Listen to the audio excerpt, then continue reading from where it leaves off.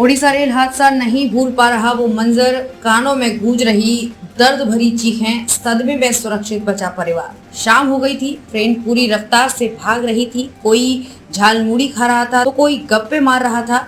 अचानक तेज झटका लगा, पूरी बोगी के यात्री एक दूसरे पर गिरने लगे और झटके के साथ ट्रेन रुक गई। बाहर अंधेरा था, खून से सने लोग रोते हुए मांग रहे थे मदद। कुछ यात्री उतरे और मोबाइल का टॉर्च जलाकर गार्ड के पास जाकर पूछा, इतना तेज झटका क्यों लगा? गार्ड बोला, पता नहीं, लगता है ओवरहेड में कुछ गड़बड़ी हुई है। थोड़ी ही देर में अंधेरे को चीखकार और क्रंदन से पूरा क्षेत्र कांप उठा। ट्रेन की बोगियां एक दूसरे के ऊपर चढ़ी हुई थी। आसपास के सैकड़ों लोग मोबाइल की रोशनी और टॉर्च लेकर पहुंचे थे। चारों ओर लाशें बिछी हुई थी, खून से लथपथ लोग मदद के लिए चिल्ला रहे थे।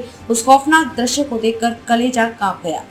वेल्लोर से हावड़ा लौट रहे परिवार ने सुनाई दास्तान। रोंगटे खड़े कर देने वाले दृश्य को बयां कर रहे थे। धनबाद के सराय ढेला नूतन डीह कोऑपरेटिव कॉलोनी के सुभाष दास गुप्ता, सुभाष पत्नी छवि दास गुप्ता और बेटे सोमोजीत दास गुप्ता के साथ बेंगलुरु से हावड़ा जा रही सुपरफास्ट ट्रेन पर सवार थे।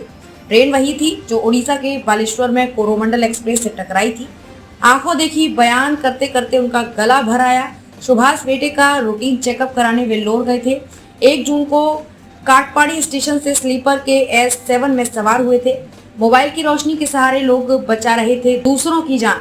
जहां दुर्घटना हुई वहां दूर दूर तक अंधेरा था। काफी देर तक तो यही समझना मुश्किल हो रहा था कि आखिर हुआ क्या है।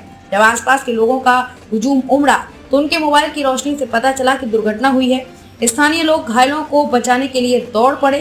रोशनी न होने पर भी लोग बचाव में जी जान से जुटे थे। अभी कोलकाता में हूँ, संभल जाऊं तो घर जाऊंगा। रेल हादसे के कई दिन गुजर चुके हैं, पर सुभाष और उनके परिवार उस सदमे से बाहर अब तक उभर नहीं पाया है। उसे डराने वाले हादसे के कारण ही वो पत्नी और बेटे के साथ कोलकाता में अपने ससुराल चले गए हैं। कहा कि ये दिल दहलाने वाली घटना न चैन से सोने दे रही है, न खाने। आंखों के सामने वो मंजर जैसे बार बार घूम रहा है। थोड़ा संभल जाऊं, उसके बाद ही घर लौटूंगा।